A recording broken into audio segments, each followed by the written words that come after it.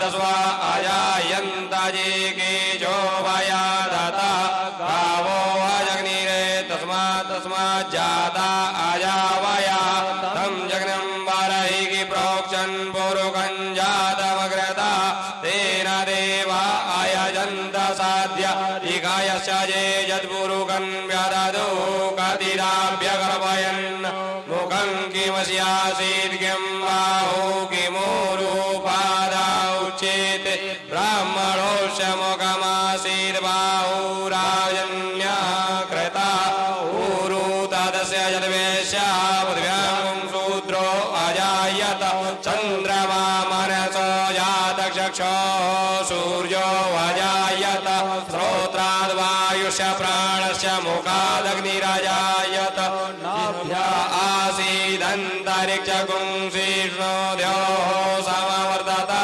यां भूमिर्दिशः श्रोत्रा तथा लोकान् अकल्पयन् यत्पुरुषेण हविगा देवा यज्ञमतन्वता वसन्तो स्यासीताज ग्रीक्मयतमः शरद्भिः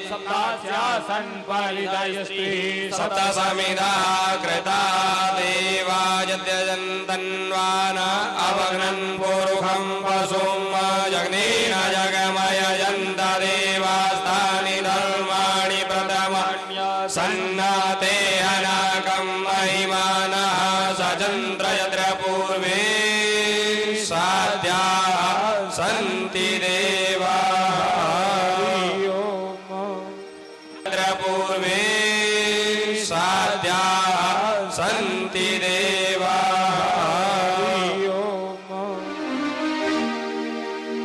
ओम सष्टांग नमन हिमाधु गौरी पुत्र विनायका भक्ति में स्मार्ट नित्याव काम शांति प्रथम नव बकृतम दूसरे एक दंते तीसरे कृपिक्षा चौथे गज भक्ते पांचवें श्री लंबोदरा सहा विकट नावते सातवें विकट राजेंद्र आठ में धूम बनते दहमें विनायका कर में गणपति बार में श्री गणानः देवना में शिवारा तीन सज्जा में हुनर विघ्न भी तीन से त्याला तो प्रभु सर्व शुद्ध देव विद्यार्थाला मिले विद्या धनार्थाला मिले धन पुत्रार्थाला मिले पुत्र मोक्षाला मिले गति जपता गणपति स्तोत्र मिले श्यामा साथी एक बल पूर्ण होता मिले सिद्धि न संशय नारद नीर चले झाले संपूर्ण स्तोत्र से धराने मराठी पुण्यातन मान्यम सिंह गणपति नमः। ओम जय पर कृपा करें जन जानी कई वर जन चापे बानी मोरे हितर समने कोई यशो सहाय शो होई मोर सुदारो शो भाति जासु कृपा नहीं कृपा घाति अतुलित बलधामम शम शैलावदेहम धनुज बन कृशानम ज्ञान नानाग्रगण्यम ओम अतुलित बलधामम शम शैलावदेहम सकल गुण निधानम बाण राणा में धूतम ओम तुमेव माता च पिता तुमेव बंधो शिखा तुमेव विद्या द्रवं तुमेव श्रवं देवदेवं शांताकारणं भुजगशयनं पद्मनाभं सुरेशनं वन्दे विष्णु वैभवहरं सर्वलोकैकनाथनं गुरुर्ब्रह्मा गुरुर्विष्णु गुरुर्देवो महेश्वरः गुरु साक्षात् परब्रह्म तस्मै श्री गुरुवे नमः। श्री राम जय जय राम श्री राम जय जय राम श्री राम जय जय राम श्री राम जय जय राम श्री राम जय जय राम श्री राम जय जय राम श्री राम जय जय राम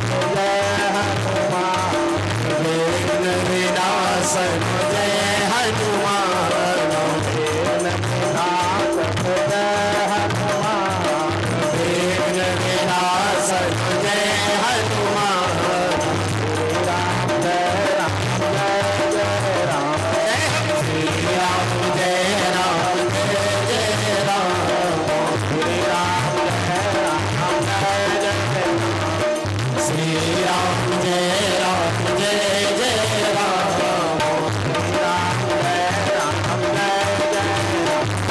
श्री राम जय राम जय जय राम श्री राम जय राम जय जय राम श्री राम जय राम जय जय राम श्री राम जय राम जय जय राम नाथ जय हनुमान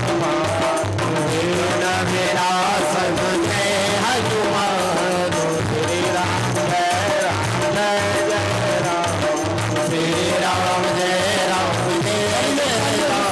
थोड़ा ताली हो जाएंगे, अच्छा लगेगा, क्योंकि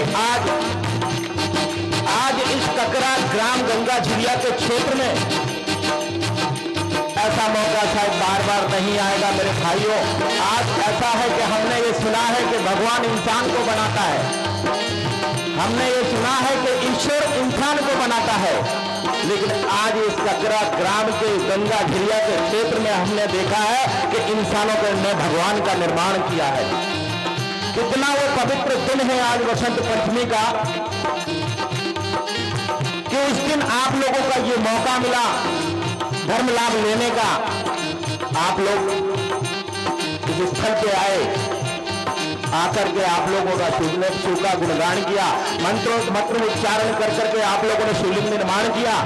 इसलिए प्रेम से ताली बजाकर बोलिए श्री राम जय राम जय जय श्री राम जय राम जय जय राम श्री राम जय राम जय जय राम श्री राम जय राम जय जय राम श्री राम जय राम जय जय राम श्री राम जय राम जय जय राम श्री राम जय राम जय जय राम श्री राम जय राम जय जय राम। अंतर्यामी कन्हैया जी, परम पूज्य गुरुदेव पंडित देव प्रभाकर शास्त्री, आए हुए महान भाव, हमारी माताएं बहनें, आज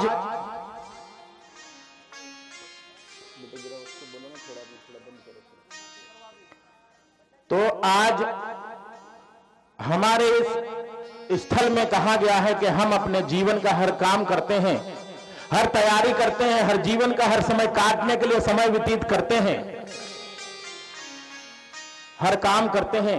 हमको अगर ससुराल जाना है तो तैयारी कर लगाते हैं, बाजार जाना है तो तैयारी करते हैं, ससुराल जाना है तो तैयारी करते हैं, बाजार जाना है तो तैयारी करते हैं। लेकिन जीवन में आप लोग कभी किसी चीज की आप लोगों ने तैयारी की है?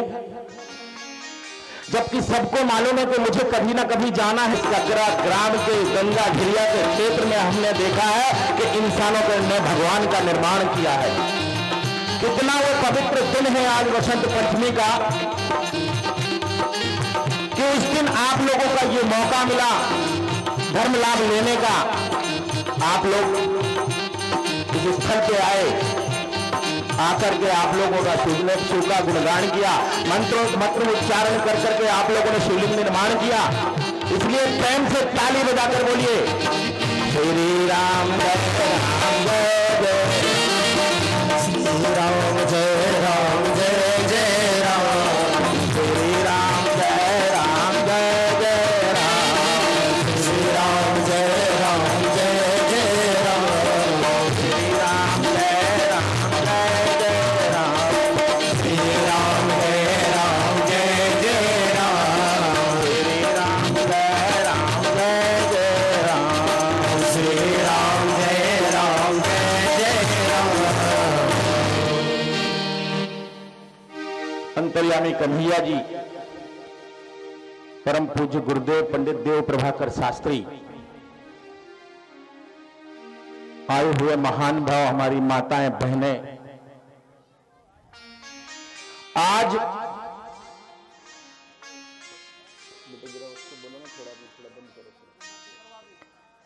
तो आज हमारे इस स्थल में कहा गया है कि हम अपने जीवन का हर काम करते हैं, हर तैयारी करते हैं, हर जीवन का हर समय काटने के लिए समय व्यतीत करते हैं,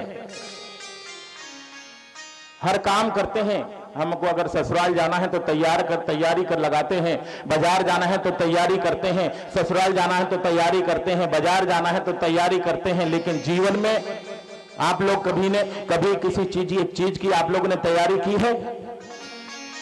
जबकि सबको मालूम है कि मुझे कभी ना कभी जाना है इस दुनिया से, इस जग से, लेकिन हम लोग कभी अपने जीवन उस जाने की तैयारी नहीं करते, वो है मौत।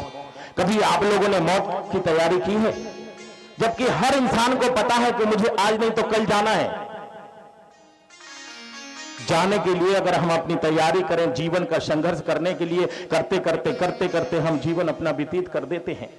हम जन्म लेते हैं, अपनी मां से जन्म लेते हैं, अपने घर में जन्म लेते हैं, अपने पिता से। मां हमारा पालन पोषण करती है, पिता हमको कहीं से कमा के पढ़ा लिखा के बड़ा बनाता है, लेकिन क्या हम उनके नीचे झुकते हैं?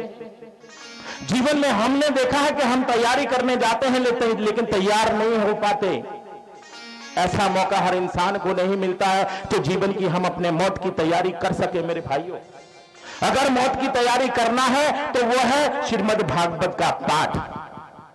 मैं ये नहीं बोलता आपको कि अपने अच्छे कपड़े सिलवाओ, अच्छे मकान बनवाओ, अच्छी दुकानें सजाओ, अच्छे बूट पहनो, अच्छे आपको जाना है, वाहन खरीदो, गाड़ी खरीदो, साइकिल खरीदो। नहीं, मैं ये बोलता हूं मेरे भाइयों कि अगर आपको जीवन की तैयारी, अपने मृत्यु की तैयारी करना है, जीवन को सर्वोत्तम मार्ग पर जाकर के मोक्ष दिलाना है, तो हमारे इस कलयुग में सिर्फ एक ही ग्रंथ है, वो है श्रीमद् भागवत, जो हमें मोक्ष तक पहुंचा सकता है। और हम अगर इस ग्रंथ का अध्ययन नहीं कर सकते, अगर सुन सकें और अपनी कानों में एक एक शब्द का प्रयोग ला करके अपने कानों में, अपने दिमाग में बसा सकें, तो आप लोग खुद जान जाएंगे कि आपका मोक्ष का रास्ता आप लोगों को मिलता कब है और कैसे मिलेगा, ये आप खुद समझदार जाएंगे। हमको बताने की जरूरत नहीं है, हम तो आए हैं इतनी दूर से, आज आप लोगों ने बुलाया है, आप लोगों का प्यार है, खींच लाया है। वो रामकिशन तिवारी ककरा वाले, अब वो पहले सरपंच थे, अभी नहीं, मुझे पता नहीं है। उन्होंने इतनी विनती की कुआं ताल में, बोले नहीं अन्ना जी आपको आना ही है, आपको गंगा झरिया में यज्ञ करना है, कैसे भी करके करें। लेकिन भाइयों, आज पहला दिन है, पहला दिन में मैं आपसे सभी से माफी चाहता हूं, क्योंकि आज इतना लेट हो गया है कि शायद हमने कभी किसी यज्ञ में जीवन में हमने इतना लेट नहीं देखा होगा। वो हमारे भाई हैं कामता प्रसाद त्रिपाठी डिम्हा जी, बगल में है देवरा नहीं क्या, तिगरा। उन बेचारे विकलांग होते हुए भी उन्होंने रात दिन मेहनत की, सिर्फ इसलिए नहीं कि आप लोगों को यज्ञ का लाभ, इसलिए नहीं कि मुझे कुछ मिल जाएगा या मैं कुछ बांध के पीठ पर लेकर के जाऊंगा तो मेरा जीवन सफल हो जाएगा। अरे वो इंसान तो ऐसा है कि 1 किलोमीटर चल भी नहीं सकता, लेकिन उस आदमी ने आप लोगों के लिए आज 2 महीने से रात दिन ऐसा कर दिया कि ना उसके लिए रात है, ना उसके लिए दिन है, ना उसके लिए ठंडी है, ना उसके लिए गर्मी है, ना उसके लिए बरसात है। उसने सिर्फ एक काम किया है जीवन में कि मेरे भाई जो रामकृष्ण तिवारी हैं ककरा वाले, उनके साथ में लग करके, उनको आगे प्रोत्साहित करके, उनको मेहनत उनकी आगे देख करके, उनको रात दिन भाग करके, ना इन दोनों ने ये देखा कि आंधी है, ना पानी है, ना बरसात है। उन्होंने ये नहीं देखा कि जीवन अगर मैं कुछ करूंगा तो मेरे लिए, मैं भागवत सुनूंगा तो मुझे मोक्ष मिल जाएगा। उन्होंने अपने जीवन का इतना त्याग बलिदान दिया है आप लोगों को कि मेरे क्षेत्रवासी, मेरे गांववासी, मेरे शहरवासी, मेरी गली के वासी, मेरे परिवार के सब इस प्रांगण में आकर के उस धर्म का लाभ ले, और मुझे मिले मुक्ति ना मिले, लेकिन मेरे भाइयों को उनको मुक्ति भागवत सुन करके मिले। इतना बड़ा त्याग ये आप लोगों के लिए है। हम तो जीवन में आप लोगों का प्यार है, हम लोगों को बुलाया है, हम आ गए हैं और आप लोगों के सामने हम बैठ गए और हमने किया और चले गए। लेकिन जीवन में आपका साथ देने वाले वो मनुष्य हैं जिन्होंने रात दिन मेहनत की, उन लोगों के साथ में मिल करके, जिनने थोड़ा सहयोग आप लोगों के साथ में दिया। आपके एरिया के विधायक हैं, उन्होंने भी बहुत प्रोत्साहन किया, बहुत धीरज बंधाया। सभी हमारे ज्ञानी लोग हैं, पुराण वाचक हैं, जापक हैं, इन लोगों को जब भी फोन किया और बुलाया, वो लोग वहां पर खड़े हो गए। इसलिए नहीं कि उनको मोक्ष मिलेगा, इसलिए कि हमारा जो श्रोता है, कम से कम हमारे द्वारा, कम से कम हमारा जो श्रोता है, हमारा जो जजमान है, उसका एक मार्ग खुल जाएगा। हमने देखा है जीवन में इंसान मेहनत बहुत करता है मेरे भाइयों। हम भी मेहनत करते हैं, आप भी मेहनत करते हैं, लेकिन मेहनत करने का फल अलग होता है। ये कभी जीवन में नहीं सोचना कि हम कौन हैं। हम तिवारी के पास नहीं जा सकते, आप जाइए, आप भी इंसान हैं, वो भी इंसान है। ऊपर वाले ने आपका भी निर्माण किया है, उनका भी निर्माण किया है। इस प्रांगण के नीचे कोई जात पात, कोई भेदभाव नहीं है मेरे भाइयों, हम सब एक हैं। हम जीवन में अगर उतरने आए हैं, हम चलने आए हैं, सुनने आए हैं, तो जिस ईश्वर ने हमारा निर्माण किया है उसने आपका भी किया है। और हम जीवन में चलते हैं, इसलिए क्या भगवान का नाम लेना आप लोगों को पाप है? नहीं, हर इंसान ईश्वर का नाम लेता है और लेना चाहिए। मैं तो ये तक कहूंगा कि हर इंसान को पूजन करना चाहिए ताकि उसके जीवन का एक रास्ता खुले। आप लोगों ने कहा होगा कि हम धाम बोलते हैं, हम तीर्थ बोलते हैं और धाम बोलते हैं। आपने देखा होगा कि ना यहां तीर्थ है ना यहां धाम है। कहा गया है कि यहां गंगा धाम बनाएं, गंगा झिरिया में गंगा धाम बनाएं। आपने देखा होगा कि आप लोग तीर्थों में जाते हैं, बड़े बड़े तीर्थों में जाते हैं, प्रयागराज जाते हैं, हरिद्वार जाते हैं, ऋषिकेश जाते हैं, बद्रीनाथ जाते हैं, केदारनाथ जाते हैं, लेकिन आप लोगों को कुछ सुख मिलता है जो आप इस पंडाल के नीचे आप लोगों को प्राप्त होगा? जीवन में इतना सोच के रखना मेरे भाइयों कि हम तीर्थ में जाते हैं तो वहां पानी का महत्व होता है। तीर्थ में जाते हैं गंगा स्नान करने, हम प्रयागराज जाएंगे, वो प्रयाग तीर्थ है, वहां जाते हैं, गंगा में स्नान करते हैं, घर में आ जाते हैं। जहां गंगा धाम है, धाम आपने सोचा मैं इधर गया उधर गया, आज साईं धाम गया, हनुमान धाम गया, फलाना धाम गया, ढिमका, ऐसा नहीं। लेकिन आप तीर्थ में गए, वहां पानी का प्रभाव ज्यादा है। अगर पानी से आप नहाएंगे तो शुद्ध हो जाएंगे। लेकिन जहां धाम होता है, आज ये शंकर धाम है, गंगा धाम है, अगर आज यहां जिस धाम में आप जाते हैं उस धाम में सिर्फ जो वहां की रज होती है, कण कण की जो रज होती है, उस रज का प्रभाव रहता है। अगर वो रज हमारे सर पर पड़ गई तो हमारे मार्ग, जीवन का मार्ग खुल जाएगा। और हमें अपने जीवन में ऐसा मार्ग चुनना है, हमें अपने जीवन में ऐसा मार्ग चुनना है कि वो मार्ग हमारे जीवन में खुलता रहे, खुलता रहे। हम दिन रात काम करते हैं। आजकल का समय ऐसा है, बेटा बाप का नहीं सुनता, बाप बेटे का नहीं सुनता। बाप बुढ़ा हो गया तो बाप बोलेगा अरे क्या बुढ़ा सठिया गया, इसको क्या बात करना है। सास बहू की नहीं जमती। आज मैंने देखा एक गांव में, यहां छोटा सा कोई गांव है, वहां दोनों सास बहुएं लड़ रही थी आपस में। नहीं, क्यों? क्योंकि हमारे अंदर वो संस्कार नहीं है, हमारे अंदर वो प्रतिभाव नहीं है जो हमको सुनना चाहिए, वो हमारे अंदर उसकी कमी आ गई है। हमारे गांव में ज्ञानी तो हैं, हमारे गांव में ब्राह्मण तो हैं, हमारे गांव में सब कोई है, लेकिन हमको शिक्षा नहीं देता है, हमको बताता नहीं है। हम गए, हमने पंडित जी को प्रणाम किया, पैर छुआ, पंडित ने बोल दिया कि भैया खुश रहो, तो हम खुश हो गए। हमारे ज्ञानियों को चाहिए, हमारे ब्राह्मणों को भी ये चाहिए कि हमारी प्रजा है, हमारे चेला है, हमारे ये है, उनको थोड़ा संस्कारों के बारे में समझाएं। क्योंकि ब्राह्मणों का काम ही होता है उनका मार्ग खुले, अपना खुले या ना खुले, लेकिन सामने वाले का मार्ग खोल के देना ताकि उसका जीवन सफल रहे। हम जीवन में बहुत मेहनत करते हैं बच्चों, सुबह से जाते हैं, शाम को मैं किसान हूं, खेती करता हूं, हल चलाता हूं, गेहूं बोता हूं, जवा बोता हूं, धान बोता हूं, सब करते हैं। सुबह से शाम तक हम किसान हैं, बोलेंगे हम किसान हैं, हमारे पास कुछ नहीं है। बेटा आप लोगों के पास तो वो धन दौलत है कि शायद संसार में किसी के पास नहीं है। हम लोग समझते नहीं है, लेकिन हमारी आंखों पे ऐसा पर्दा पड़ा रहता है, हम सोचते नहीं है। आपने बोला हम तो आज अभी माघ महीना चल रहा है, इलाहाबाद जाएंगे, वहां पर नहा के आएंगे, हम पवित्र हो जाएंगे। आप लोग जाएंगे गंगा में नहाएंगे, क्या फायदा बेटा मेरा?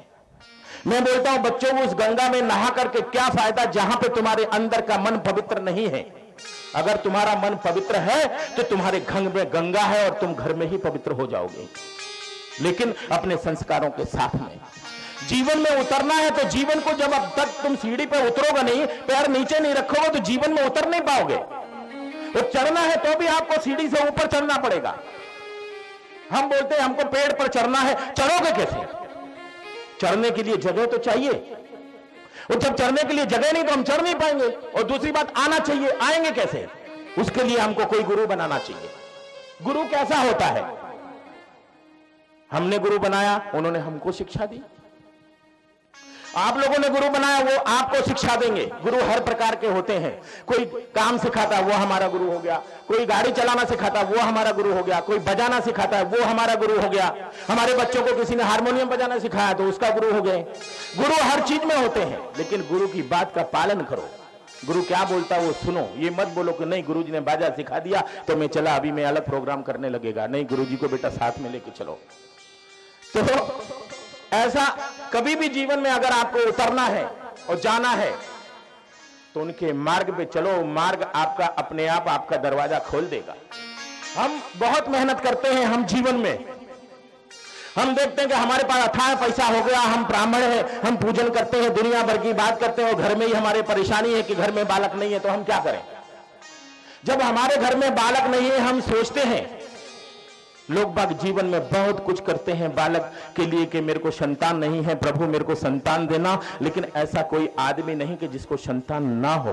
कुछ अपने ऐसे कर्म होते हैं, उन कर्मों का फल यह होता है कि हमको संतान की प्राप्ति नहीं होती।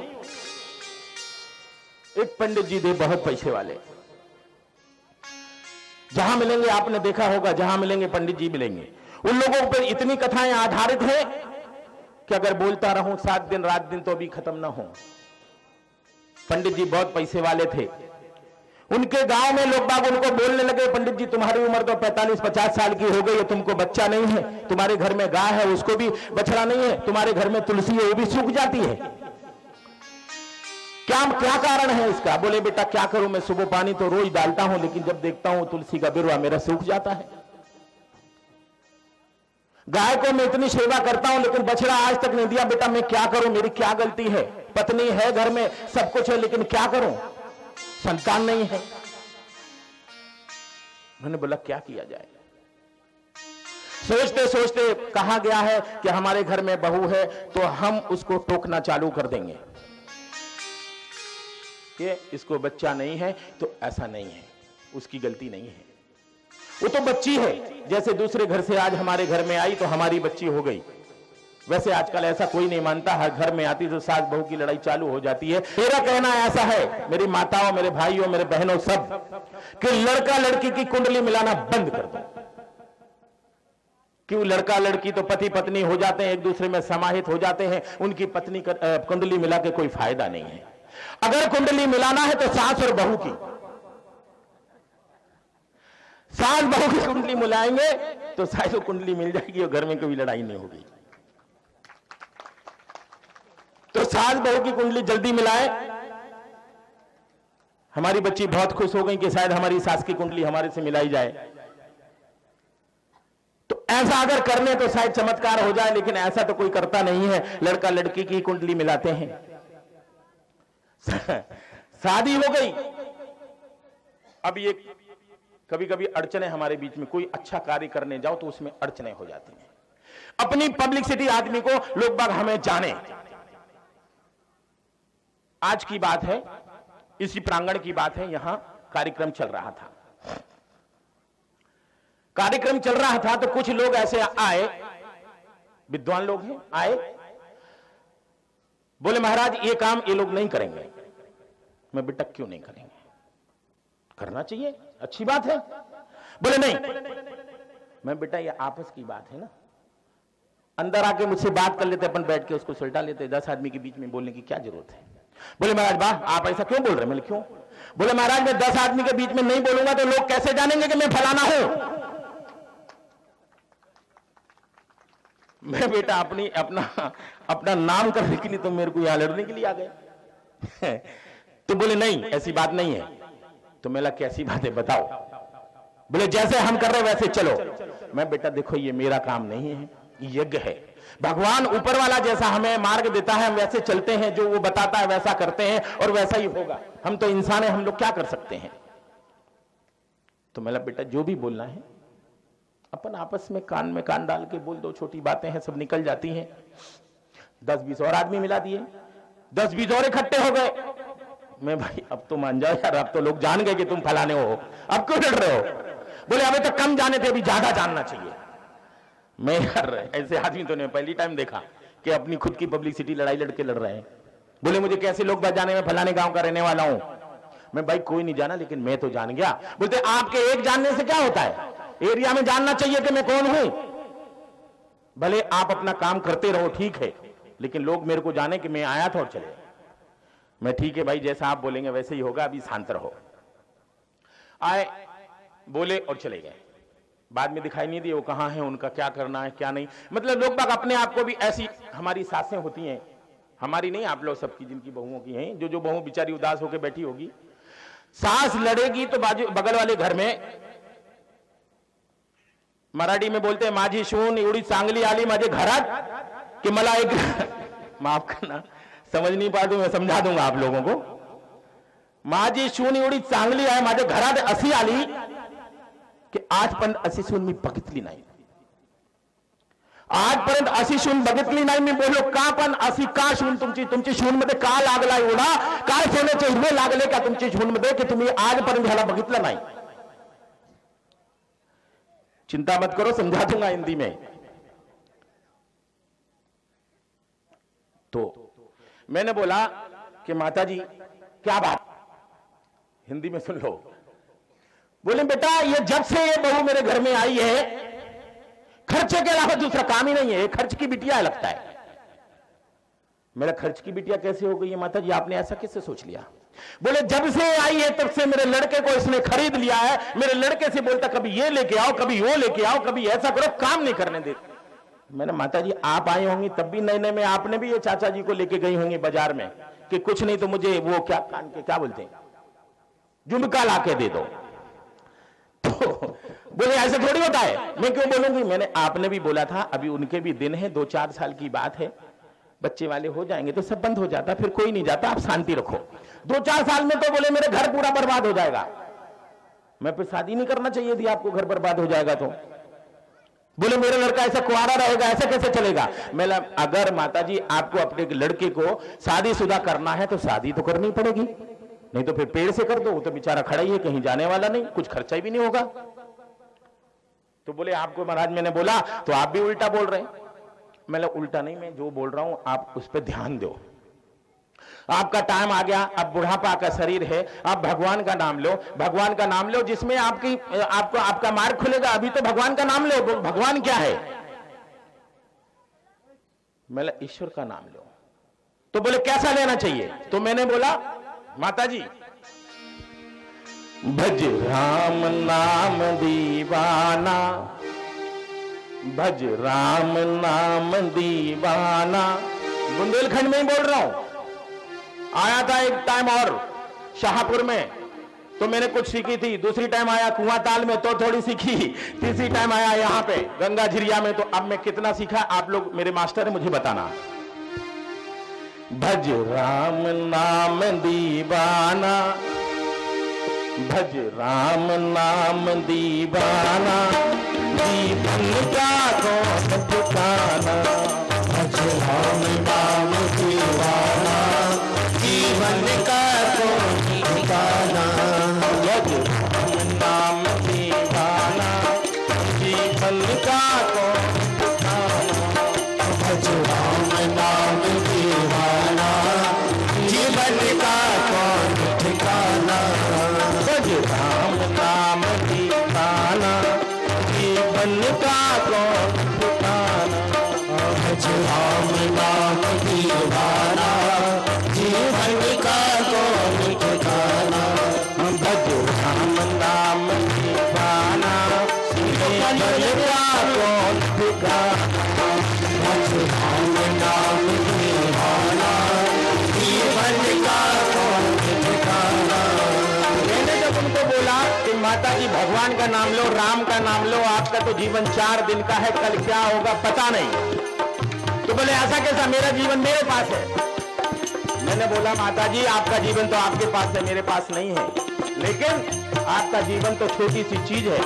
बोले क्या है, मतलब मिट्टी है। बोले कैसे, जीवन तो है एक मिट्टी का ढेरा, जीवन तो है एक मिट्टी का ढेरा। हाँ जीवन तो है एक मिट्टी का ढेरा, जीवन तो है एक मिट्टी का ढेरा। जीवन तो है कि मिट्टी का ढेर, जीवन तो है एक मिट्टी का ढेर।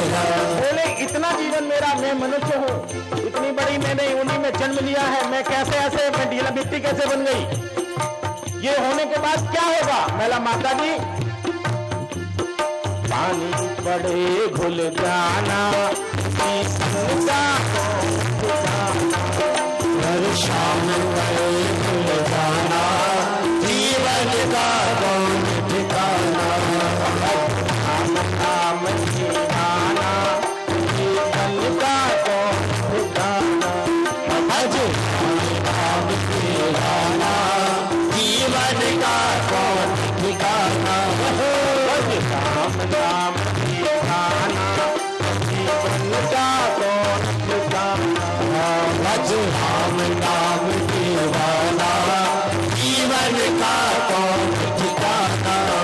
मैंने बहुत समझाया उनको, लेकिन समझने कहा गया जो 70 साल से ऊपर होता है उसमें बच्चे का दिमाग होता है, बच्चा समझ जाएगा लेकिन बुढ़ा नहीं समझेगा। मैंने उनको बोला कि माता जी आपका शरीर तो बिल्कुल पानी के बराबर है, कागज के बराबर है। बोले कागज, आज मेरा वजन 50 किलो है, कागज कैसे बन जाऊंगी? मैंने बोला माता जी जीवन तो है एक कागज की पुड़िया, जीवन तो है एक कागज की पुड़िया, जीवन तो है एक कागज की पुड़िया, जीवन तो है एक कागज की पुड़िया, जीवन तो है एक कागज की पुड़िया, जीवन तो है एक कागज की पुड़िया। हवा लगे उड़ जाना, जीवन का कौन ठिकाना। जय हो हवा लगे उड़ जाना, जीवन का कौन ठिकाना। नाम नाम ठिकाना, जीवन का कौन ठिकाना। भाव ठिकाना, जीवन का कौन ठिकाना। नाम नाम ठिकाना, जीवन का कौन ठिकाना।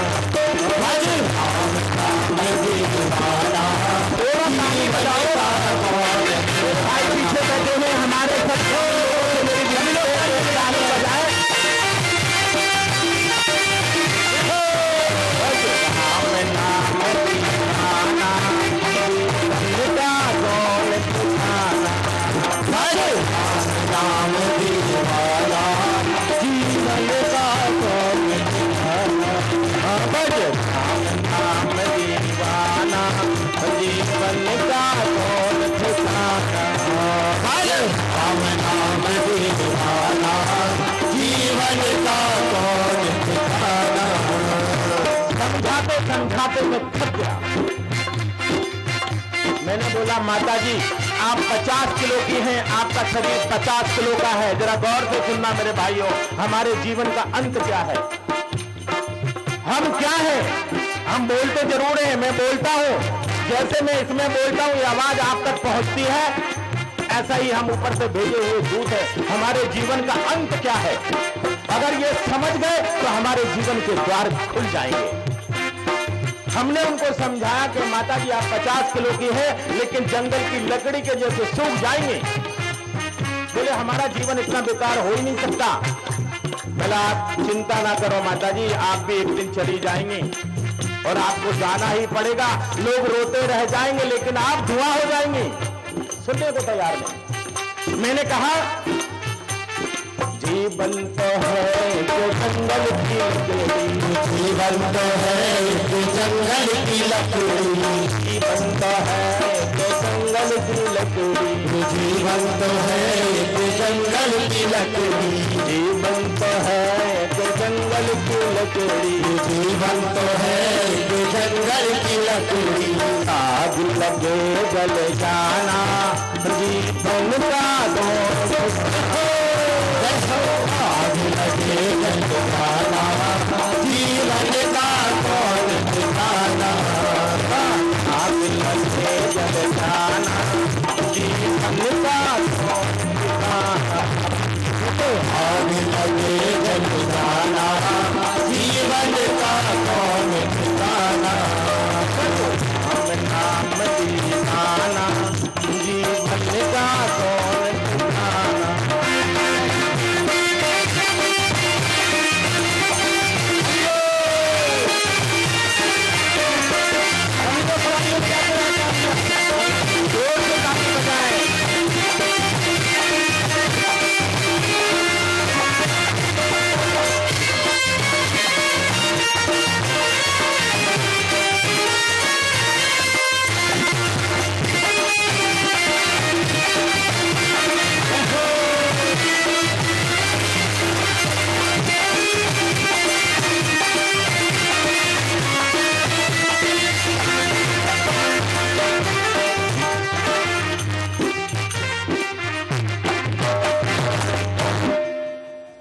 लहजन सुन के आज कमाल हो गया।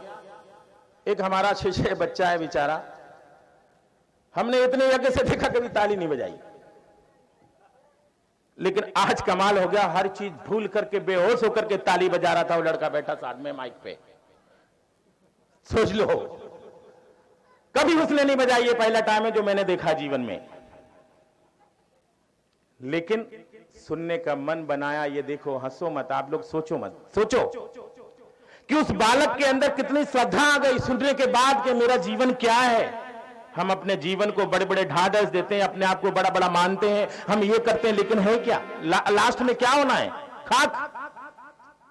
अगर हम जीवन सुधारें, मेरे भाइयों एक बात और मैं कहना चाहता हूं आपको कि आज पहला दिन है, और जो भाई बहन और मेरा बुजुर्ग इस पंडाल के नीचे 7 दिन तक कथा सुनेगा, लास्ट दिन में वो किसी भी रूप में हो, किसी भी भेष में हो, किसी भी देश में हो, मैं कन्हैया का दर्शन जल्दी जरूर कराऊंगा। जो 7 दिन बराबर कथा सुनेगा, 7वें दिन किसी भी भेष में हो, किसी भी देश में हो, किस चीज में, कोई भी उसमें हो, लेकिन मैं दर्शन जरूर कराऊंगा, ये मेरा वादा है। हम जो चीज अपने मन में उतारते हैं, हम जो चीज अपने मन में उतारते हैं उसको उतारें। आज उस बालक ने उतारा, मुझे बड़ा हर्ष हुआ। मेरा जीवन तो चलो ठीक है, जैसे ही गुजर गया, अब तो क्या 60 साल का हो गया हूं मैं, 10 साल के बाद मेरा भी नंबर है, मैं भी चला जाऊंगा। लेकिन बालक को सोच मिली जीवन में कि मुझे अपने जीवन से कैसे लड़ना है। इसलिए मेरा कहना मानो मेरे भाइयों, भागवत कथा में ध्यान दो। जहां भागवत कथा हो, हमारे बुंदेलखंड में एक रिवाज है कि जब तक निमंत्रण नहीं आएगा हम वहां पे नहीं जाएंगे। लेकिन ये मेरा पर्सनल मामला है, और आप लोगों को समझाता हूं कि आप लोगों को अगर भगवान के प्रति श्रद्धा है तो निमंत्रण का इंतजार मत करो। उस भागवत में जाकर के वहां की रज का प्रसाद ग्रहण करो, वो प्रसाद में आपको अमृत प्राप्त होगा। हमने तो सोच लिया कि भाई कार्ड आया है, वहां से कार्ड आया है, चलो भागवत सुनाते हैं, लास्ट में भंडारा होगा और भंडारे में जाएंगे, खा के मिलके और चले आएंगे व्यवहार देके। ऐसा मत सोचो, ये हमारी छोटी बुद्धि हो जाती है सोचने के लिए। भगवान के लिए हमें आमंत्रण की जरूरत नहीं होती। ऊपर वाला बोलता है कि मुझे आमंत्रण की जरूरत नहीं है। हम जब परीक्षा लेता, ऊपर वाला जब परीक्षा लेता है तो अच्छे दिल खुल जाते हैं। आपको एक बात बताता हूं, ईश्वर जब परीक्षा लेता है ना तो इंसान जिंदगी में रोता ही रहता है, और जो इंसान रोता है तो आप समझो कि ईश्वर का प्रभाव उसके ऊपर है। जो इंसान जितना तकलीफ में है उतना समझो कि वो इंसान के ऊपर भगवान का आज नहीं तो कल कुछ ना कुछ होने वाला है। लेकिन भगवान भी ऐसी कठोर परीक्षा परीक्षा लेता है कि इंसान का दिल भी हिल जाए। एक समय की बात है कि महाभारत में जीत के अर्जुन धर्मराज वगैरह जीत के राजा बन गए, राज करने लगे। छोटी सी बात है, सुन लेना, टाइम नहीं है, आज पहला दिन है, थोड़ा ही बोलूंगा। राज करने लगे तो उनका जीत का डंका बज गया, राज तिलक हो गया, राजा बन गए। राजा बनने के बाद उन्होंने बोला धर्मराज ने कि चलो अश्वमेध यज्ञ करेंगे। अश्वमेध यज्ञ की तैयारी हो गई, यज्ञ की तैयारी हो गई, यज्ञ की तैयारी होने लगी, पूरी तैयारी हुई, मंडप बना, अच्छे विधि विधान से उनका यज्ञ हुआ। हमारे ब्राह्मण लोग आके सब यज्ञ करवाया, उन लोगों ने बहुत खुशी हुई। यज्ञ में, अश्वमेध यज्ञ में घोड़ा छोड़ा जाता है, उसका ही प्रमाण बताया है। घोड़े को तैयार किया गया, उसको सजाया धजाया बनाया कि चलो भाई घोड़ा छोड़ना है। घोड़ा छोड़ा गया, घोड़ा छोड़ा गया। जो इंसान उस घोड़े को पकड़ेगा उससे युद्ध करना पड़ता है उसको। पहले का ये था, तो घोड़ा छोड़ा गया। घोड़ा छोड़ते छोड़ते जैसे यहां से ककरा छोड़ा, कमताना, देवरा, आगे क्या अमानगंज, जो भी हो, बदगंज, पन्ना, ये वो सब। घोड़ा बहुत दूर निकल गया। वहां जाकर के एक बालक ने, एक 10 साल का बालक था, उसने घोड़ा को पकड़ लिया। उसको दिखाई दिया कि बहुत सुंदर घोड़ा आ रहा है, इसको पकड़ो, ये घोड़ा मेरे लिए बहुत अच्छा है, इसको पकड़ना है। घोड़े को पकड़ लिया। अब ये खबर पहुंची अर्जुन तक कि मेरा घोड़ा पकड़ा गया। घोड़ा पकड़ा गया, अर्जुन तक खबर पहुंची। अर्जुन बोलता है ऐसा कौन धनुषधर है जो मेरा घोड़ा पकड़ सकता है? मेरे बराबर धनुषधर तो कोई नहीं है इस पृथ्वी पर। इतना घमंड आ गया उनको, इतना घमंड आ गया कि भाई मेरे बराबर धनुषधर तो यहां पर कोई नहीं। बहुत घमंड था। तो भगवान वहां पर खड़े खड़े मुस्कुरा रहे थे। बोले अर्जुन इतना गुमान मत करो, इतना गुमान मत करो। बोले नहीं कन्हैया ये बताइए, क्योंकि कन्हैया जो बोलते थे तो धर्मराज उनको बच्चा समझते थे, बच्चे में डाल देते थे, और जो अर्जुन उनको गुरु मानता था तो उनकी बात को सुनता था। तो उन्होंने कहा कि नहीं ये बताइए ये कौन है पकड़ने वाला? खबर मिली कि 10 साल का बालक है, उसने घोड़े को पकड़ लिया। अर्जुन बोला 10 साल का बालक मेरे घोड़े को कैसे पकड़ सकता है? तो बोले नहीं, घोड़े को पकड़ लिया। पकड़ के खबर वहां पहुंची गई, घोड़े को पकड़ लिया गया, पकड़ लिया गया। भाई पता करो कहां पर है। पता किया गया, कैसे ही करके घोड़े को लेके आए। लेकिन अर्जुन रूठ गए, भगवान से बोले कि नहीं आपको ये बताना ही पड़ेगा कि किसका बालक है ये।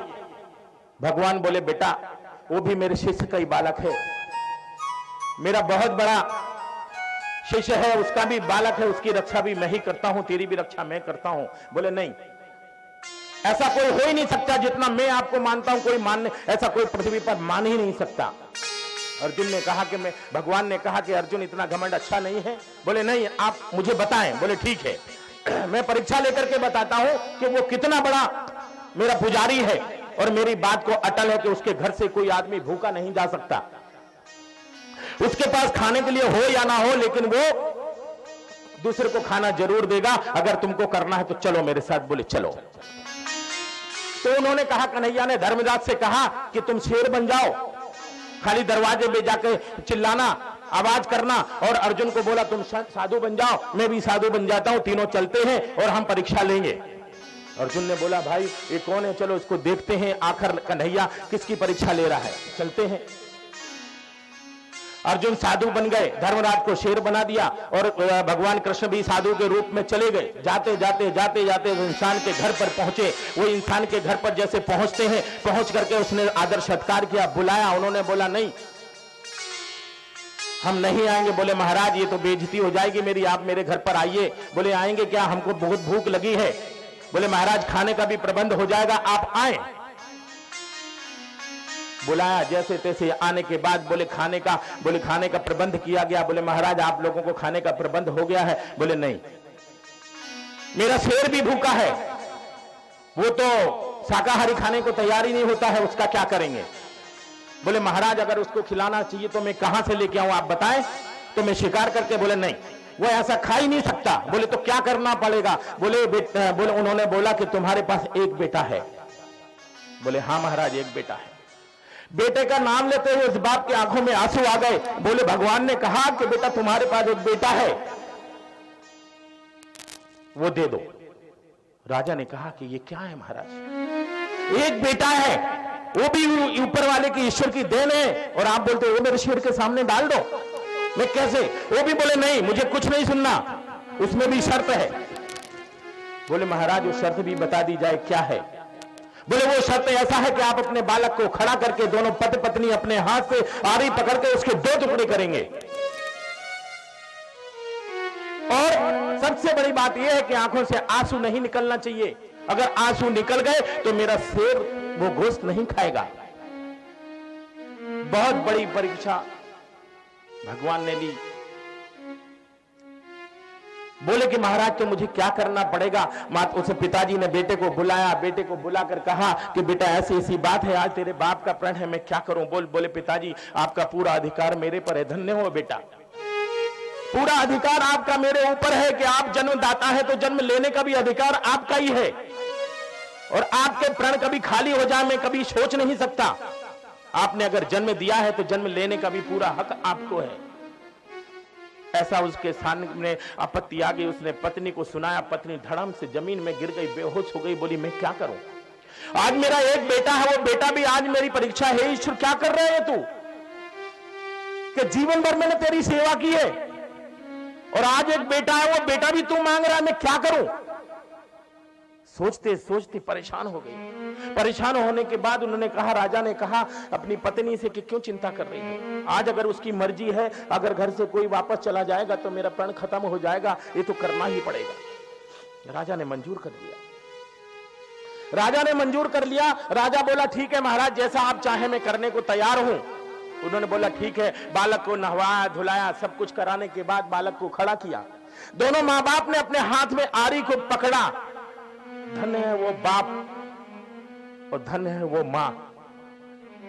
क्या छाती होगी उन दोनों की जिन्होंने अपने हाथ से अपने बालक के 2 टुकड़े कर दिए। टुकड़े करते टाइम पे 2 टुकड़े कर दिए, करते टाइम पे उनकी मां के आंख से आंसू निकल गया। भगवान गुस्सा करने लगे। वो तो साधु के रूप में थे। वो बोले कि मेरा शेर अब ये गोश्त नहीं खाएगा, आपके आंख से आंसू कैसे निकला?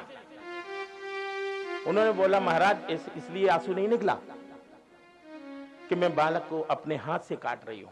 ये चिंता नहीं करना, इसकी कोई मेरे को परवाह नहीं है, ये तो करना ही था और कर दिया। मेरा आंसू तो इसलिए निकला है कि अगर एक टुकड़ा आपका शेर खाएगा तो बाकी का आधा टुकड़ा कहां पड़ा रहेगा, मैं उसको कहां रखूं, इसलिए मेरा ये आंसू निकल गया। भगवान ने बोला ठीक है। उन्होंने अपने बेटे को अपने हाथ से काटा, काट करके आधा टुकड़ा शेर के सामने डाला, आधा बोले पकवान बनाओ, हमारे लिए भोजन का इंतजाम किया। कुआं से पानी भर के लाए, उनको नहाया धुलाया, पानी रखा, हाथ पैर धोकर चरना में लेकर उनको खाने की तैयारी की। खाने की तैयारी करने के बाद तैयारी हो गई। उन्होंने महाराज तैयार है, आप चले। महाराज का भोग लग रहा है, अर्जुन के साथ में भगवान वहां पर बैठे हैं। बैठने के बाद वो आए। आने के बाद उन्होंने खुशी खुशी से दोनों पति पत्नी ने खाना परोसा। परोसने के बाद भगवान ने देखा कि देखा अर्जुन, इशारों में बात कर रहे हैं कि देखा अर्जुन, ये भक्त कितना बड़ा है, तुम क्या हो, देखो इसने कितना बलिदान दे दिया। तो बोले महाराज ये तो मैं देख रहा हूं, समझ रहा हूं। उन्होंने देखा कि माँ बाप जो अपना बेटा खो बैठे, उनके अंदर कोई दुख नहीं है, कुछ नहीं है। वो भोजन के लिए जैसे बैठे, उन्होंने रानी को बुलाया और रानी को आदेश दिया कि इधर आइए। बोले क्या है? बोले अपने बेटे को बुलाओ। बोले महाराज क्या बात कर रहे हैं आप,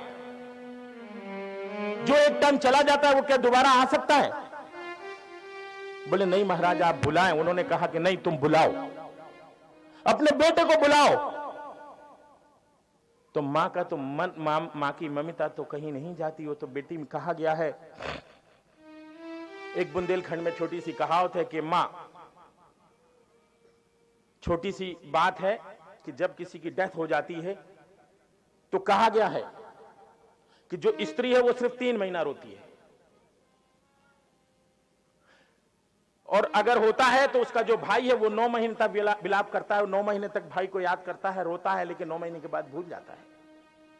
और जो मां होती है वो जिंदगी भर याद करती है अपने बेटे को, वो छोटा हो या बड़ा हो, मां जिंदगी भर याद करती है कि मेरा आज बेटा होता तो आज इतने साल का होता, पता नहीं क्या क्या होता। तो कहा गया है कि जो स्त्री है वो 3 महीना रोती है, बाद में वो तो समझ जाती कि मुझे तो जीवन ऐसा ही बिताना है, क्या करूं, अब रोके भी क्या फायदा।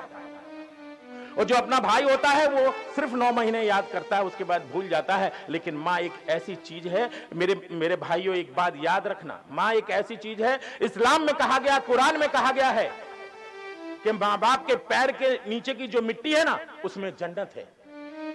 अपने धर्म में तो हम लोग बोलते ही हैं कि माँ बाप के चरण ही हमारा वैकुंठ है, हमारा स्वर्ग है।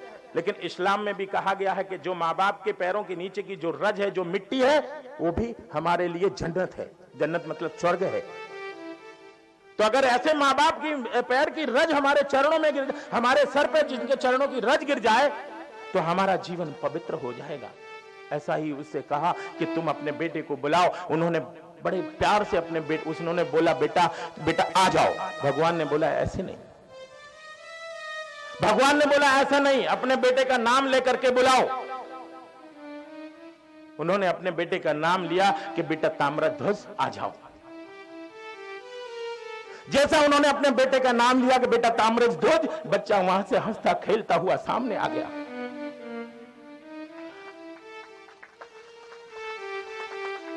सामने आया और आने के बाद बोलने लगा मां क्या बात है। इसके बाद भगवान ने अपने जो साधु का रूप रखा था बदल करके भगवान सामने खड़े हो गए। तो दोनों पति पत्नी ने हाथ जोड़कर कहा कि महाराज इस युग में तो आपने मेरी परीक्षा ली है, लेकिन कल युग में इतनी बड़ी परीक्षा किसी की नहीं लेना जिसको अपना घर भी धोना पड़े और अपना बेटा भी धोना पड़े। अगर कलयुग में आपने इतनी बड़ी परीक्षा किसी से ले ली तो आपका नाम भी खराब हो जाएगा। लेकिन महाराज कलयुग में ये सब नहीं करना।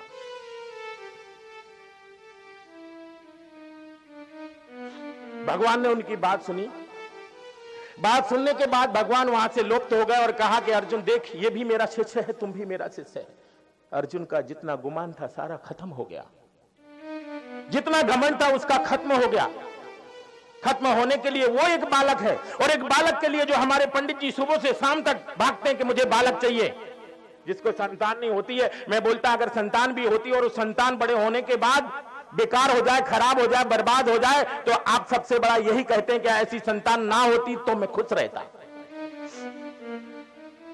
वो संतान होने के बाद भी वो पंडित जी घर में जब लोग बगल में बोलने लगे तो पंडित जी बोले मैं घर से जा रहा हूं, घर से जा रहा हूं, जाने के बाद जब तक मुझे पुत्र का वरदान नहीं मिल जाता मैं इस घर में नहीं आऊंगा। पंडित जी वहां से निकल गए बेचारे, रोते बिलखते आंखों में आंसू, चले गए गांव से बाहर, निकल गए ककरा से, कमताना से, देवरा से, कहां से, अमानगढ़, बहुत दूर चले गए। जहां नदी का किनारा था या बगल में है पांडवा, सबने देखा होगा शायद, पता नहीं, मैं भी गया था लेकिन रात में 2 बजे मुझे कुछ दिखाई नहीं दिया। पुल के ऊपर खड़ा रहा, 1 घंटा हवा खाता रहा, बाद में चला गया। मैंने बोला मैं शायद रास्ता भूल गया हो, लेकिन मैंने किसी से पूछा तो बोले महाराज आप 2 बजे रात में यहाँ क्या कर रहे हैं। मैं बेटा क्या करूं, हम लोग तो फक्कड़े लोग हैं। जहां जिसने बोला वहां चले गए। हमारे लोग हैं, हमारे बच्चे हैं, इतने कर्मस्थ हैं, बच्चों ने इतनी मेहनत की। आज 15-20 दिन 1 महीने से यहाँ पे हमारे बच्चे जो और हमारे जो शिष्य मंडल है वहां बच्चों, आज मैं गर्व करता हूं कि हे ईश्वर अगर शिष्य देना तो ऐसा देना। इन लोगों ने विचारों ने सर्दी में, ठंडी में, गर्मी में 1 किलोमीटर इधर गांव नहीं 1 किलोमीटर उधर नहीं बीच में रहने के बाद आज इस मुकाम पे पंडाल पहुंचाने में और ये यज्ञशाला बनाने में, सबको बनाने में उन बच्चों का हाथ है। वाह रे ईश्वर, क्या शिष्य दिए मुझे। मैं गर्व करता हूं अपने बच्चों के ऊपर कि ईश्वर अगर बच्चा देना तो ऐसा देना। उन लोगों ने इतनी मेहनत की, करने के बाद अगर ये बच्चे नालायक हो जाते तो मैं यही बोलता कि ये बच्चे ना होने से अच्छा था मुझे बच्चे नहीं होते। ऐसे वो पंडित जी बाहर चले गए। पंडित जी बाहर जाने के बाद वहां पर गए, एक पेड़ के नीचे थक गए बेचारे, दोपहर में बैठे हैं, सोच रहे हैं मेरे को बच्चा नहीं है, मैं घर कैसे जाऊं, घर मुंह नहीं दिखा सकता किसी को। बोले क्या करोगे। वहां बैठे हैं बेचारे, परेशान हैं, बैठे हैं। इतने में एक साधु आते हैं। साधु बोले कि पंडित जी आप तो बड़े ज्ञानी दिखाई देते हैं, आप यहां क्यों पड़े हुए हैं, आप यहां क्यों पड़े हुए हैं, आप तो बहुत बड़े ज्ञानी हैं। बोले महाराज मैं क्या करूं, गांव में भी रहकर क्या करता, मुझे कोई संतान नहीं है, मुझे कोई बच्चा नहीं है। बोले अगर बच्चा पुत्र कुपुत्र निकलेगा तो आप क्या करेंगे। बोले नहीं महाराज बच्चा तो होना जरूरी है ना, पुत्र कुपुत्र कैसे निकलेगा, मैं संस्कारिक आदमी हूं, ब्राह्मण हूं, कर्मकांडी हूं, पुत्र मेरा कुपुत्र हो ही नहीं सकता, मुझे तो पुत्र चाहिए। तो पंडित जी ने बोला महाराज आप तो बहुत बड़े ऊंचे विद्वान लगते हैं, महात्मा लगते हैं, और आप चाहे तो लोगों की रेखा बदली कर सकते हैं, रेखाओं को बदल सकते हैं, ये आपके अंदर इतनी ताकत है, मुझे ऐसा दिखाई दे रहा है, आप चाहे तो पुत्र का वरदान दे सकते हैं। बोले बेटा ऐसा नहीं है, पुत्र का वरदान जरूरी नहीं है, अगर पुत्र कुपुत्र निकल गया तो आप क्या करेंगे। बोले नहीं मुझे तो वरदान चाहिए। वो रूठ गए। साधु संत तो होते हैं, रूठ गए तो भाई रूठों को समझाना, उनको राह दिखाना, उनको बताना, समझाना उनका काम है। रूठ गए। रूठने के बाद उन्होंने एक फल तोड़ा, फल तोड़ करके उसको दे दिया। बोले जाओ ये घर पे तुम चले जाओ, अपनी पत्नी को खिला देना, पुत्र प्राप्ति होगी। उन्होंने फल को लिया, घर आए। घर आने के बाद अपनी पत्नी को बोला कि ये खा लो, पुत्र प्राप्त होगा। पत्नी बोली यार कौन झंझट करता है, कहीं सुखदेव महाराज के जैसा 16 साल घर में 12 साल रह गया तो मेरे को तो मुसीबत हो जाएगी, मैं तो ये दुख नहीं उठा सकती, मैं क्या करूं। तो उसकी एक सहेली थी जिसको खाने के लिए नहीं था लेकिन बच्चे ज्यादा थे, तो उसने सहेली से बोला कि बेटा देखो तुम्हारे इधर तो खाने की कमी है, बच्चे खाने वाले ज्यादा हैं, खाने को भी नहीं है, मेरे पास खाने के लिए बहुत है लेकिन बच्चा कोई नहीं है, तो तुम ऐसा एक काम करो, ये तुम अभी जो तुमको बच्चा होने वाला वो मुझे दे देना, मैं अपने पति को बोल दूंगी कि मुझे बच्चा होने वाला है तो मैं रख लूंगी, और ये फल लो और तुम मुझे दे देना, मैं तुमको कुछ पैसा दे दूंगी, तुम्हारा घर भी चल जाएगा। बोले ठीक है। थोड़े दिनों में क्या हुआ कि उसने क्या किया कि उसकी सहेली को जो बच्चा होने वाला था वो बच्चा छोटा है उसने ले लिया और घर में झूठा बोल दिया कि मुझे पुत्र प्राप्त हुआ है, और वो जो फल दिया था उसने इस गाय को खिला दिया। गाय को खिला दिया और ये इधर बोल दिया कि मेरे को पुत्र प्राप्त हुआ, 3 महीने में गाय को भी एक पुत्र हुआ, इधर इनने बोल दिया मुझे भी पुत्र हुआ। पुत्र धीरे धीरे बड़ा होने लगा, खुशी आ गई घर में कि भाई पुत्र हुआ है। अब इतनी धन दौलत है, कहां जाएगी? बोले पुत्र हुआ है, सबको ही खुश होगा। लड़का होता है सबको खुशी होती है, लड़की होती कोई खुश नहीं होता। क्यों ऐसा? आज हमारे एक पंडित जी हैं, उनको हमने देखा कि लड़की हुई तो हमने पूछा महाराज क्या हो गया? तो बोले कुछ नहीं। अरे मैं ठीक से बोलो क्या हुआ? अरे कुछ नहीं महाराज, ठीक है। अरे ऐसा क्या भाई? बोलो तो सही क्या हुआ? बोले महाराज आपकी कृपा लड़की होगी। लेकिन कृपा हमारी है, लड़की हो गई। मैं लड़की हो गई भाई, इसमें क्या है? समूह क्यों बना रहे? एक दूसरे महाराज है, मैंने बोला बेटे क्या हुआ बच्चा? तो बोले कुछ नहीं महाराज ठीक है। बोले क्या? अरे बोले महाराज लड़का हुआ है, मिठाई लेके आया हूं। मैंने यार देखो लड़के का प्रभाव कितना है, मिठाई लेके साथ में आया है, और लड़की हुई तो वो तो मुंह छुपा रहा है, इधर उधर भाग रहा है। ऐसा नहीं बेटा, लड़का लड़की दोनों एक हैं। जितनी सेवा लड़का नहीं करता उससे ज्यादा लड़की करती है, ये हमने देखा है इस भावसागर में। तो हमारे लिए लड़की हो या लड़का हो, दोनों एक ही हैं, दोनों हमारे पुत्र हैं। तो धीरे धीरे धीरे धीरे वो लड़का बड़ा होने लगा। अब एक लड़का कितना लाडला होता है आप लोग सभी जानते हैं। ये भी नहीं सोचना मुझे भी एक ही लड़का है, चिंता नहीं करना, लेकिन मैंने उतना प्यार नहीं किया कि बर्बाद हो जाए। तो एक लड़का कितना प्यारा होता है आप सभी समझदार हैं, सभी जानकार हैं। जो बेटे ने मांगा वो सामने हाजिर। जो बेटे ने बेटा बोला ठीक है मेरे बाप के पास तो बहुत पैसा, अब क्या जो मांगूंगा मिलेगा। धीरे धीरे बच्चे जाने लगे, धीरे धीरे धूम्रपान होने लगा, धीरे धीरे उनकी आदत खराब हो गई, धीरे धीरे पत्ते खेलने लगे, धीरे धीरे कंचे खेलने लगे, गिल्ली डंडा खेलने लगे। अब बर्बादी के लक्षण चालू। धीरे धीरे होने लगा, सब पत्ते खेलने लगे, सब कुछ होने लगा। अब बाप को इस चीज के बारे में मालूम पड़ा, बड़ा दुख हुआ। बोले यार मैं ब्राह्मण होते हुए, इतने कर्मकांड होते हुए मेरा बच्चा ऐसा सब कर रहा है, तो बड़ी बेकार की बात है। अब बाप कुछ बोले तो बोले अरे तुम सठिया गए हो, तुम्हें जो मैं कर रहा हूं वो ठीक कर रहा हूं, तुम बीच में मत बोलो जी। बाप बोला अब मैं क्या करूं? आजकल तो बेटे कुएं पे भेज देते हैं माँ बाप को, पड़े रहे उधर मड़िया में चुपचाप। 2 रोटी बहू को बोले बेटा बना के भेज देना, बोले अरे कौन बनाता है, उधर बना लेना, आटा ले लो, नमक ले लो, पीस के भी नहीं देंगे। वो नमक आता ना ऐसा गोल वाला, क्या बोलते उसको, जो भी हो। अरे क्यों हाथ जोड़ रहे, आप ही तो बोल रहे थे उस दिन। हाँ जो भी है, तो वहां भेज देंगे, बोले खा लो। तो कोई बात ही नहीं सुनता है पिताजी की। भागवत में ये नहीं लिखा, भागवत में संस्कार लिखे हैं मां बाप की इज्जत करने का। आप किसी भी पेज में उठा के देखो तो मां बाप का वर्णन आपको मिलेगा। सब देवी देवतन की, गुरुदेव भगवान की, धर्म की, धर्म की, अधर्मिका, अधर्मिका, रानियों में विश्व का सब भक्तन की, सब श्रोता विष्णु सदा ब्रह्मा विष्णु सदा हर गांधीकारा ओम जय शिव ओंकारा एकानन चतुरानन पंचानन राधे स्वामी पंचानन राधे हंसासन गरुड़ासन प्रसवान साधे ओम हरे हरे हरे महादेव दो भुज चार चतुर्भुज 10 भुज अति शोभे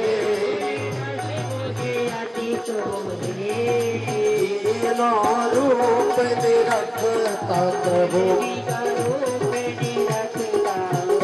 बन जन मोहे ओम जय शिव ओंकारा अक्षमाला गुणमाला धारी देव माला धारी चंदन मृग मद चंदन होने सुखकारी ओम श्वेतांबर पीतांबर बागंबर अंगे स्वामंगल चक्र त्रिशूल धरता स्वामी जग करता जग हरता जग करता जग पालन करता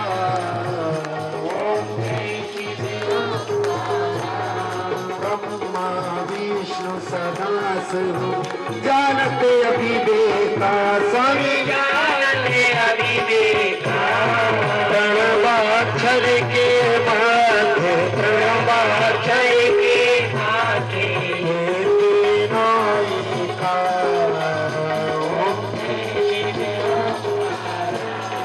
त्रिगुण स्वामी जी की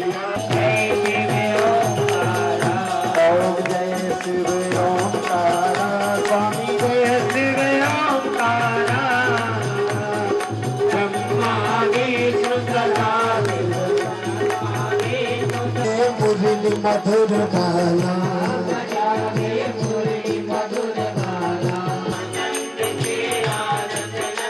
नंद के नंदन मोहन ब्रज परम नाथ राधा मुरारी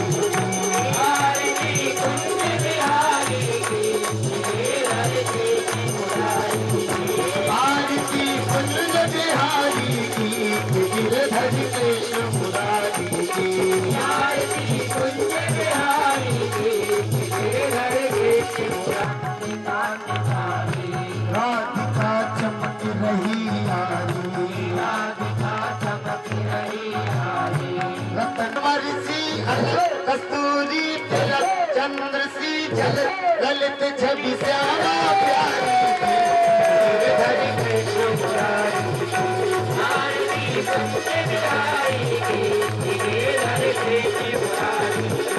कनक मय मोर मुकुट से कनक मय मोर मुकुट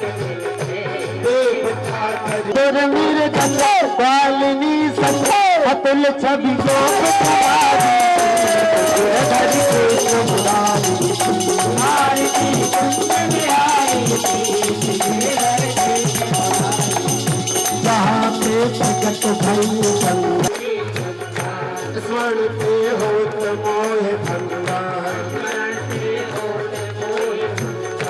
बसे से बसी जटा के भी हरे अग्नि चरण छवि श्री बनवारी गिरधर कृष्ण मुरारी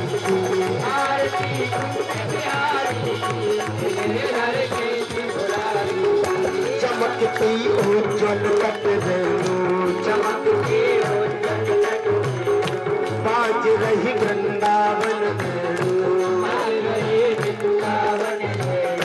चहो किस गोप ग्वाल धेनु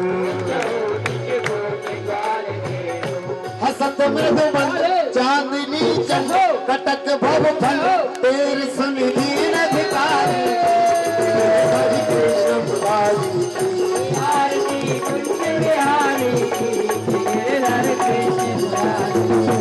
आरती कुंज बिहारी गिरधर कृष्ण मुरारी आरती कुंज बिहारी गिरधर कृष्ण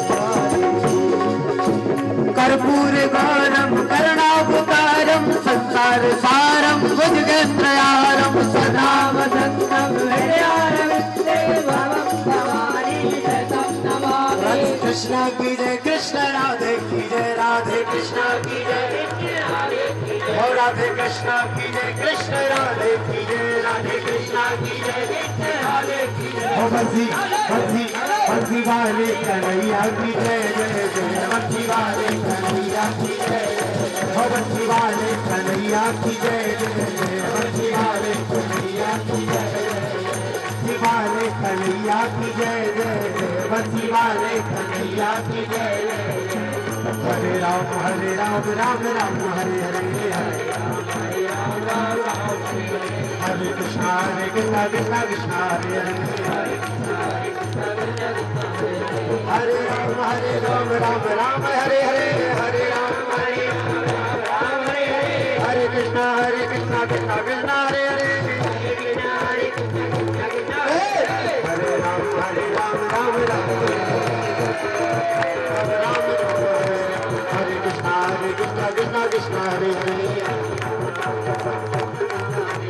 हरे हरे राम राम हरे हरे हरे कृष्णा कृष्णा कृष्णा हरे हरे मनाओ निज सोनित